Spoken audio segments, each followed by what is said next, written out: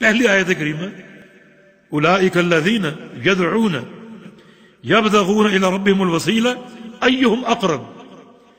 اس سے قبل اللہ تعالیٰ کا فرمان ہے قل ادعوا الذین زعمتم من دونہ فلا یملکون کشف الضر عنکم ولا تحویلا. اے پیغمبر کہہ دیجیے کہ تم بلاؤ ان کو جن کو اللہ کے سوا پکارتے ہو. تمہارا زعم ہے کہ یہ ہمارے معبود ہیں، یہ ہمارے مشکل کشا ہیں، حاجت روا ہیں، بلاؤ ان کو پکارو. زندگی بھر پکارتے ہو، صبح شام پکارو، بار بار پکارو. فلا یملکون کشف الضر عنکم ولا تحویلا. وہ اس بات پر قادر نہیں ہے کہ تمہاری تکلیف کو دور کر سکے، نہ اس کو پلٹ سکے یا تبدیل کر سکے. ان میں کوئی طاقت نہیں، کوئی قدرت نہیں. آگے فرمایا بلکہ یہ لوگ جن کو تم پکارتے ہو یہ خود کیا کرتے ہیں؟ یہ خود یدعون یبتغون الی ربہم الوسیلہ، یہ خود اپنے پروردگار کے قرب کو تلاش کرتے ہیں. جن کو تم اللہ کے سوا پکارتے ہو اپنی حاجات کے لیے، وہ خود کیا ہے؟ وہ خود اپنے پروردگار کا قرب تلاش کرتے ہیں، اس کی رضا تلاش کرتے ہیں، اس سے ڈرتے ہیں، اس کی محبت کے متلاشی ہیں. وہ خود طالب ہیں. تمہارے مطلوب کیسے بن سکتے؟ یہاں کیا مقصود ہے کہ کچھ لوگ پکارتے ہیں پتھروں کو، مردوں کو، کچھ لوگ پکارتے ہیں درختوں کو، سورج کو، چاند کو، پہاڑوں کو. سب جمادات ہیں، ان میں کیا قدرت ہے؟ یہ اس مقام میں آخری بات ہو سکتی ہے کہ جو لوگ انبیاء کو پکارتے ہیں، صالحین کو پکارتے ہیں، فرشتوں کو پکارتے ہیں. بعض روایتوں میں اس کا شان نزول جنوں کے بارے میں آتا ہے. کچھ لوگ جنوں کو پکارتے تھے، ان جنہوں نے اسلام قبول کر لیا.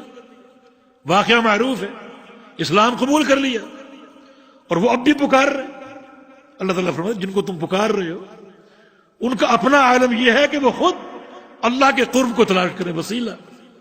وسیلہ کا معنی قرب، کہ وہ کون کون سے عمل ہیں، وہ کون سا طریقہ ہے کہ ہم اپنے رب کے قریب ہو جائیں.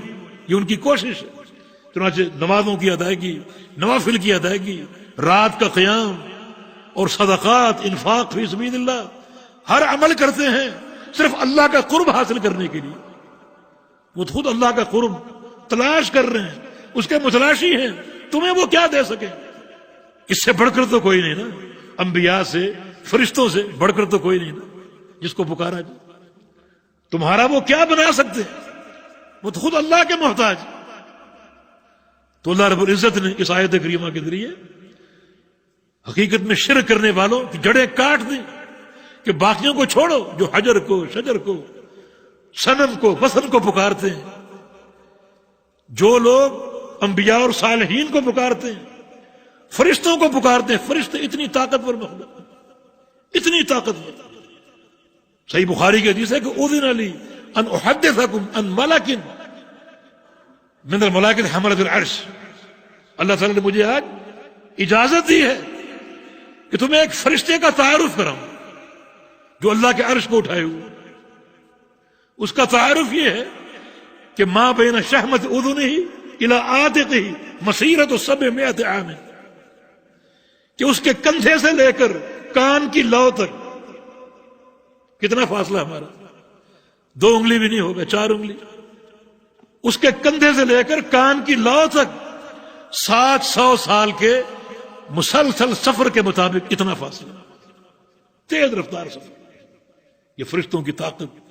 قوم لوط پر عذاب آیا، ایک ہی فرشتے نے بستی کو پکڑا، اچکا، آسمان تک لے گیا اور وہاں سے نیچے پٹکا. اتنی طاقت. ان کو پکارتے. یہ تو خود اللہ سے ڈرتے ہیں. ملائکہ اتنی ہیبت.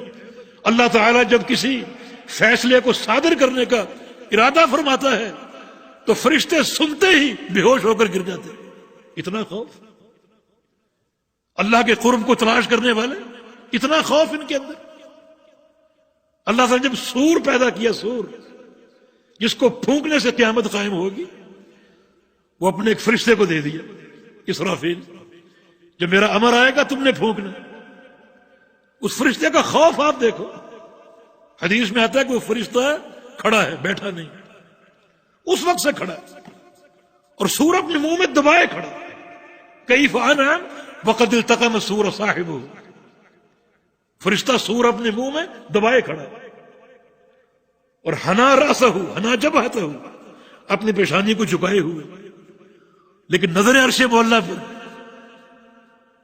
سور منہ میں ہے، پیشانی جھکی ہوئی ہے، اور آنکھیں اوپر کو اللہ کے عرش کو دیکھ رہے ہیں۔ اللہ تعالیٰ کی ہیبت اور خوف، ان کو پکارتے، ان کے اپنے خوف کا یہ عالم ہے، تمہارا کیا سنبھالیں گے؟ تو اس معاملے میں آخری حد ہے۔ انبیاء سے بڑھ کر کون ہو سکتے؟ ملائکہ سے بڑھ کر کون ہو سکتا؟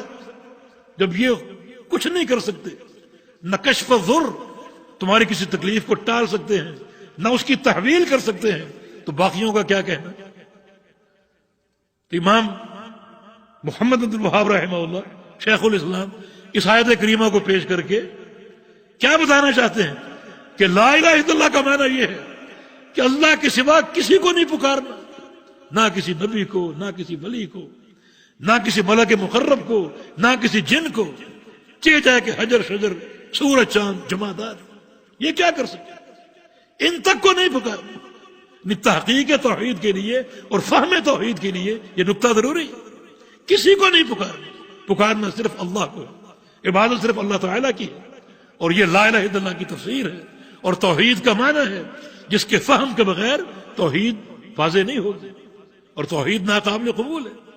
یہ پہلی آیت کریمہ تھی۔